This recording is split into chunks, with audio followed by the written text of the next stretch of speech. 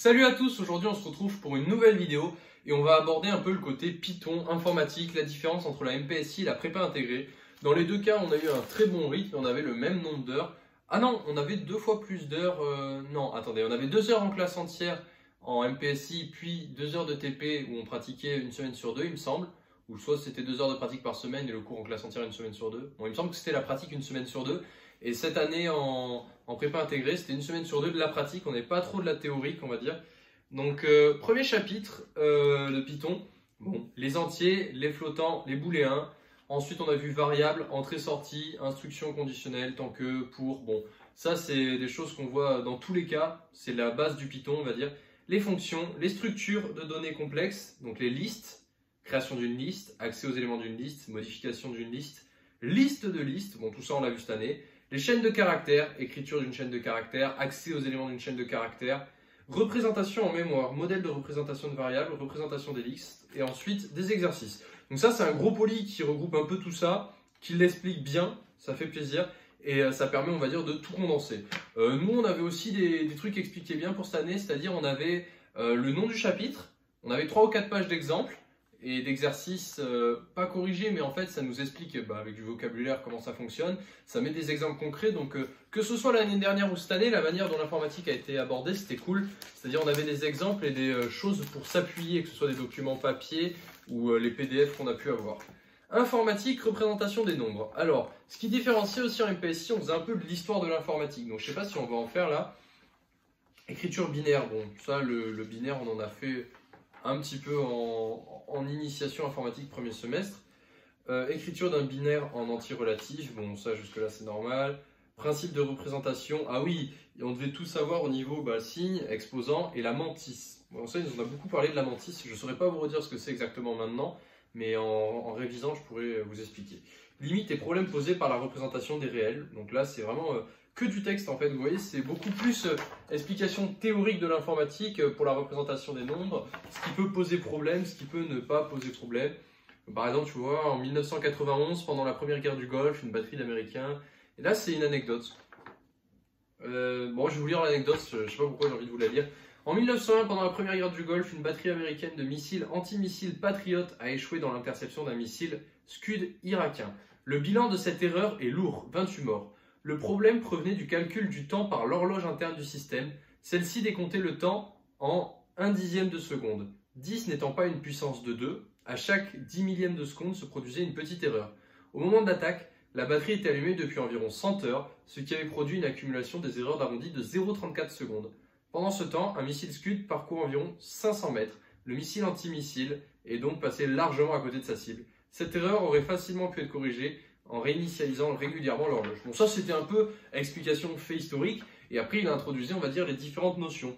Donc là on a parlé après des caractères avec le code ASCII et le codage UTF-8. Voilà, donc ça c'est vraiment un peu de l'aspect théorique, historique, l'évolution de l'informatique à travers les époques, si on peut dire.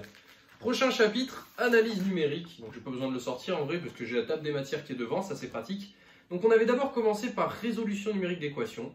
Donc description du problème, dichotomie, principe, mise en œuvre, analyse de la méthode. On a fait aussi Newton, principe, mise en œuvre, analyse de la méthode. Après on a fait, après la résolution numérique d'équations, on a fait l'intégration numérique. Donc description du problème, méthode des rectangles, principe, mise en œuvre, analyse. Méthode des trapèzes. On a vu la méthode des rectangles cette année, mais on n'a pas vu la méthode des trapèzes, il me semble. Résolution numérique des équations différentielles, ça on l'a fait. Description du problème, méthode de l'heure et approfondissement. Je vais regarder par curiosité dans l'approfondissement. Nous, par exemple, on nous a donné cette année pour notre mini-projet de fin d'année la méthode de Runge-Kutta. Donc je voulais savoir si c'était ça qu'ils appelaient approfondissement ou voir s'il n'y avait que la méthode de l'heure. Donc approfondissement, système différentiel, système de l'heure, Y' en fonction de FY, non, c'est pas ça qu'ils ont utilisé. Pivot de Gauss, description du problème, algorithme du pivot, principe, mise en œuvre, analyse. Et les moindres carrés. Alors qu'est-ce que c'est les moindres carrés, vous allez me dire. J'ai oublié, donc je vais aller vérifier. Bon, je pense que ça a rapport avec peut-être les nombres parfaits, les carrés, tout ça, tout ça. On dispose d'un nuage de points, on sait que l'approcher par une droite. Ce type de problème se pose par exemple lors de l'étalonnage d'un appareil simple dont le fonctionnement est linéaire. Dans ce cas, les données récupérées ont subi des erreurs lors des mesures. Ah oui, c'est ça, c'est ok, bon. Je savais pas du tout que c'était ça, je me suis trompé. Ça arrive, donc je vous montre un peu la double page, comme ça vous avez une idée, moindre carré. vous avez un nuage de points, vous approximez par une droite. Ça, vous l'avez peut-être fait avec Régressi ou des choses comme ça. Donc, vous connaissez peut-être un peu le principe, mais vous ne l'avez peut-être pas travaillé en profondeur après en informatique, etc. C'est vous faisiez clic droit, ça fonctionnait. On ne l'a pas fait non plus trop en profondeur, mais je pense qu'on a dû l'appliquer à certains exemples.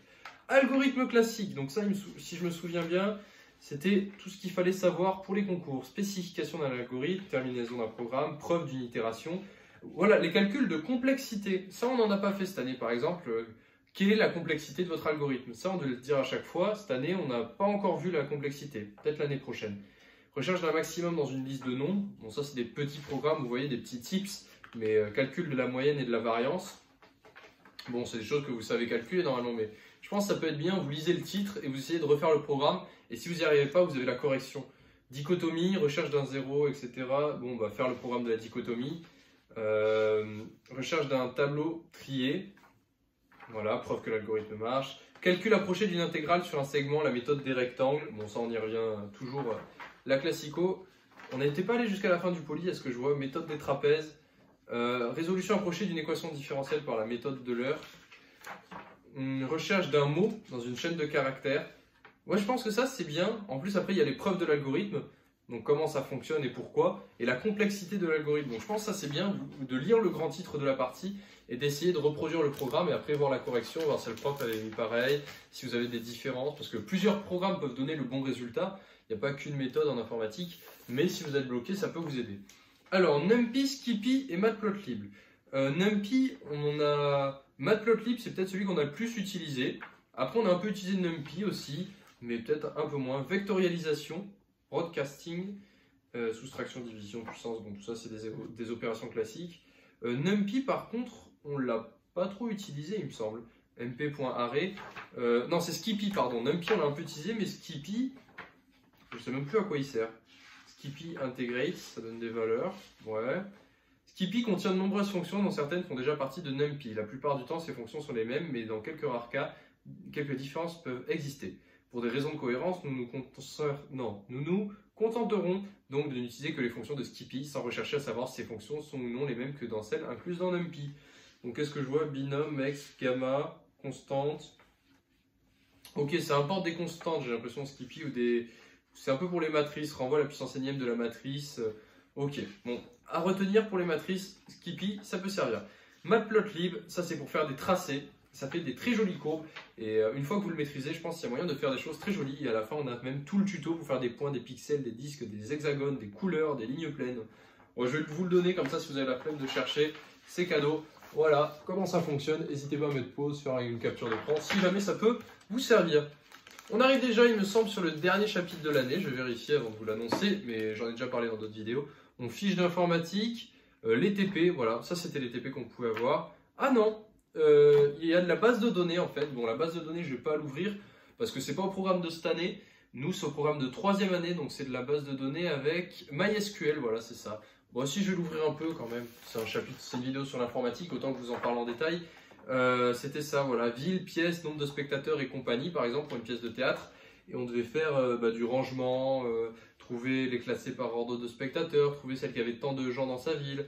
Vraiment, la base de données, c'est un exercice assez intéressant. Il faut une certaine logique, pas en prérequis, mais je veux dire, il faut acquérir au fur et à mesure qu'on apprend comment ça fonctionne avec les selects, les from, à faire les différents liens. En fait, c'est vraiment, vous allez faire que des liens, vous allez partir de là, et le but c'est de relier différentes boîtes entre elles. Et quand vous avez relié toutes les boîtes entre elles, vous pouvez avoir accès à l'information que vous voulez. Mais quand vous avez compris comment fonctionnaient les selects, les from et tout ça, base de données, ça peut devenir assez simple, je crois, de ce que je me souviens. Architecture des ordinateurs, ça c'est notre dernier chapitre de l'année par contre. Et ça, c'est vraiment purement théorique, explication. Architecture des ordinateurs, bon voilà, beaucoup d'explications. Les lois de Moore et de Wirth. Loi de Moore, on l'a vu, Wirth peut-être, mais loi de Moore, je suis sûr.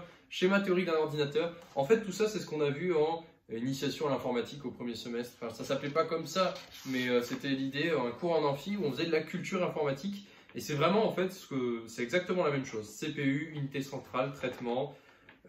Lorsqu'on appuie sur le bouton on d'un ordinateur, que se passe-t-il? Tous les détails de comment ça se met en place, tout ça, pourquoi ça marche, système d'exploitation, vue générale du système, les microprogrammes, Unix, tout ça, les fonctions d'un système d'exploitation. L'organisation des fichiers, racine, home, user, variable, l'interprétation des commandes, bon, voilà, l'administrateur, le shell sous Unix. Bon, tout ça c'est vraiment du purement théorique, c'était vraiment pour forger un peu une culture, on va dire, informatique, mais c'était pas pour de la pratique. Donc en termes de pratique, si je fais le bilan, on a vu sensiblement les mêmes choses sur les 2 années, que ce soit prépa intégrée ou prépa généraliste. Prépa intégrée, on a vu par contre les dictionnaires qu'on n'a pas vu du tout cette année, qu'on n'a pas vu en MPSI. Dictionnaires, on les a jamais mentionnés. Par contre, à l'inversement, on a fait de la base de données sur un mois et demi à la fin, là où cette année, on a fait vraiment que du Python, du Python, du Python. Mais sinon, après, ça reste sensiblement les mêmes choses pour les chapitres abordés, que ce soit, enfin, une liste reste une liste, Matplotlib reste Matplotlib, à quelques, je pense, exceptions près de formules. On avait des... Est-ce que les sujets étaient les mêmes? Non, je pense, dans l'idée, ça reste la même. Après, je pense que cette année en prépa intégrée, c'était mieux l'informatique sur un point, sur le côté, les exercices sont progressifs, c'est-à-dire on commence par des exercices faciles, puis moyens, puis difficiles. Là où nous, c'était des exercices qui étaient quand même assez longs. Genre, je vais vous montrer un truc. Est-ce que je l'ai là? Non, je ne l'aurai pas là. Mais c'était les partiels que je voulais... Ah si, devoir surveiller. Je vais vous montrer un devoir surveiller. Je crois que vous n'êtes pas prêts. Attendez, je vérifie. TP base de données. Ah, ça c'est les TP base de données. Stylé. Ok, bon ça j'en ai pas besoin. Voilà, je vais vous montrer un DS où on avait 40 minutes pour le faire. Bon, j'ai ici qu'il n'y ait pas de nom de professeur, etc. Tout ça, non, ça va, IEP. C'était un problème de physique en fait. Et je vais vous montrer, voilà. En 45 minutes, vous deviez faire ça. Bon, vous aviez toute l'explication. Vous aviez une deuxième page avec une dizaine de questions.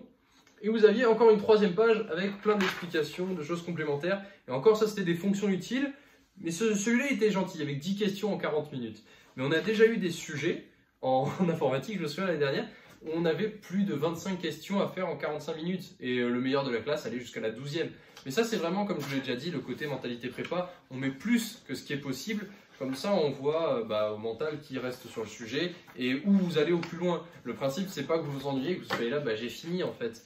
Donc même si vous êtes très efficace, et je pense que les dernières questions, elles sont plus faites dans le sens, si tu as envie de t'entraîner chez toi, tu as des questions supplémentaires, donc certes, tu as rendu le devoir, mais c'est pas pour autant que le travail est terminé, tu peux travailler en autonomie et progresser de ton côté. Voilà, c'était le petit bilan de de l'informatique en MPSI et en prépa intégrée. Je vous souhaite à tous de passer une bonne soirée, travaillez bien et on se retrouve demain. Ciao tout le monde!